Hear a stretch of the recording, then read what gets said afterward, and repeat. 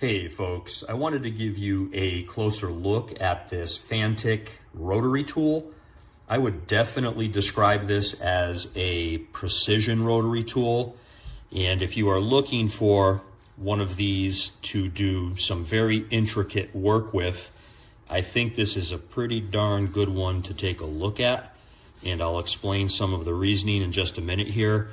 But as you can see, the entirety of the system is stored inside of this hard side aluminum case. So you've got the tool here itself as well as all of the bits stored inside of here. You basically press the button here, it releases the rotary tool itself, and it also releases the storage system for all of those included bits.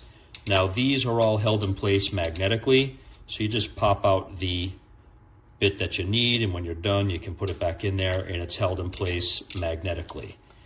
Now I do have a number of other what I would call smaller rotary tools for somewhat detailed work, but this Fanttik takes it to a new level. So just to give you an idea, here's one of the others that I have, as well as this one.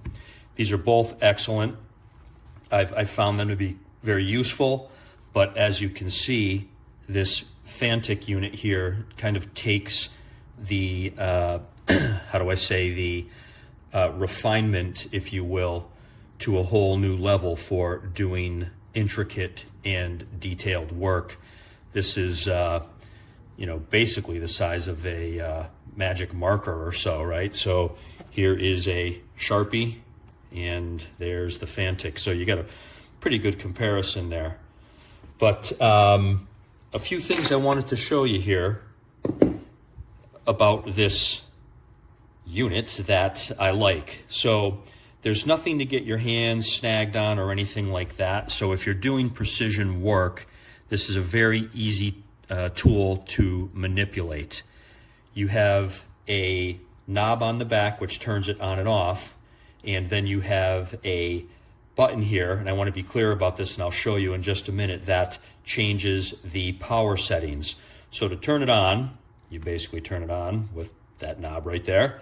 You get the light that comes on in the back there. There is a multi-LED light on the front. Doesn't give you a whole lot of illumination, but it's not too bad for what it is, but don't expect anything earth-shattering with the LED on here. But basically, once you turn the knob to the on position, you press the button here.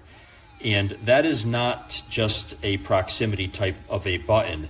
You have to press it firmly. So right now I am on the 3rd speed setting. There's the 4th, there's the 5th, and there's back to the 1st. So you cannot, or certainly would not be easy to accidentally depress that button and change the speed. You really have to be purposeful about it when you are pressing that. So if you just, you know, rub your hand on there, whatever the case may be, while you're using this thing, you're not going to accidentally change the speed. You have to affirmatively and positively press right there on that button for it to change the speed. And it's a pretty, there's no, as you can see, there's, it's not really a button in the sense that I think most of us think about. It's smooth there, so, and you can't feel any click or anything of that nature, but you do have to be affirmative and purposeful about it. If you just start going like this, it's not going to change the speed. So when I first got it, I thought something was wrong. I was like, geez, it's not going on. So I had turned it on like so, and then I went to press the power button or the speed button there, and I thought, geez, this thing isn't working. No, you have to press affirmatively and you will be in business. Give me just a second. I'm going to cut the tape here, and what I'm going to do is use my tachometer here to show you and verify the speeds that the manufacturer claims this tool can produce. So give me just a second here. Okay, I am back, and what I'd like to do here is a little demo for you to test out the real-world speeds that this tool produces compared to the manufacturer's claims. As you can see, I have my custom bit on here. It's got a little slice of reflective material on there so that I can use my digital tachometer here to test the speeds. And I'll give you a little bit of a spoiler. On 4 out of the 5 speed settings, this tool actually surpasses the manufacturer's claims. So let's get this started. We will start with the lowest speed setting. The manufacturer claims it should be 12,000 RPMs.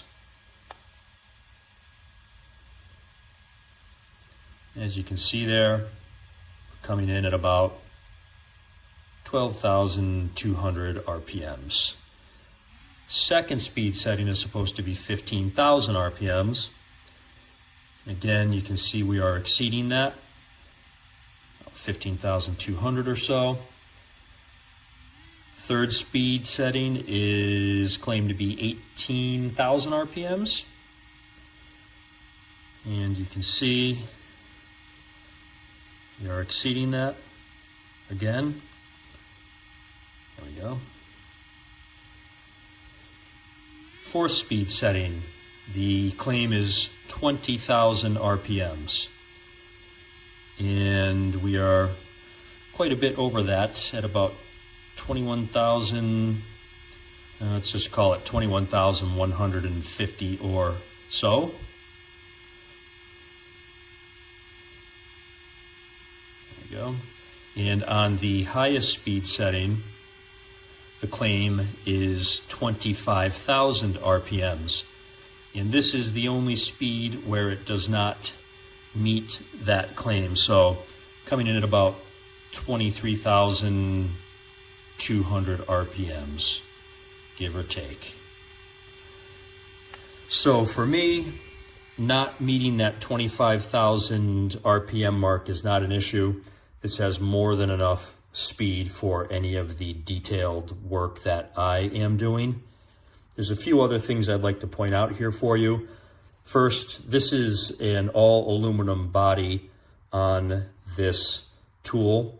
It's not plastic, this is all aluminum. The tool doesn't really vibrate all that much at all, and it's not very loud either, and I think that should come through pretty well on the video here. But fatigue, if there is such a thing as getting fatigue from a rotary tool, should be minimal with a tool like this because there's really not much vibration at all.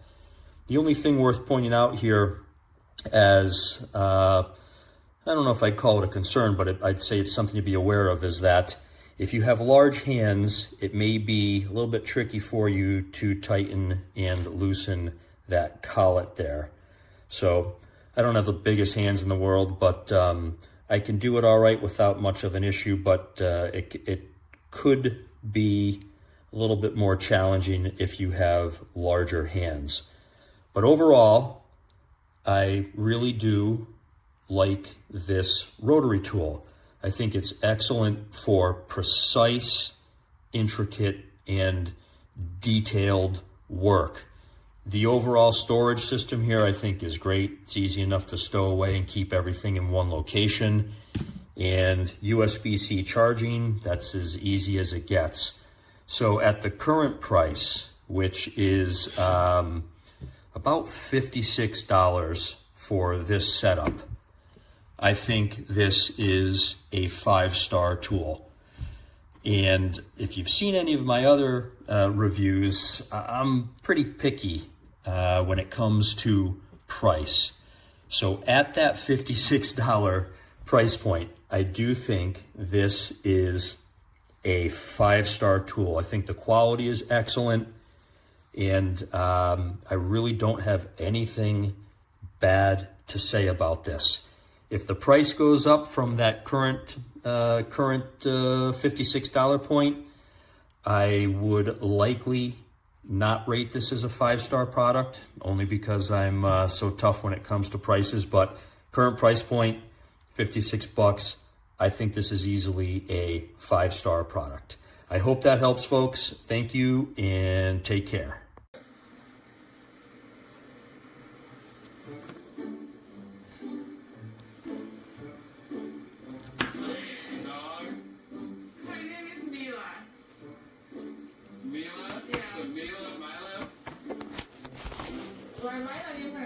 Mila, she wanted to make her Mila. Actually, because she needs to come up with some different names. Mila. You got a dog? You got a puppy? Mila, Mila, that's gonna get a little confusing, I guess. Oh my gosh, you got a new puppy. What do you think? I don't know. It's very small. You want to help her? I guess.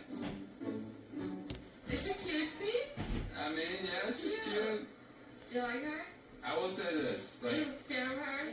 I'm not scared of her. Why would I be scared of her? How could I be scared of her? She's scared.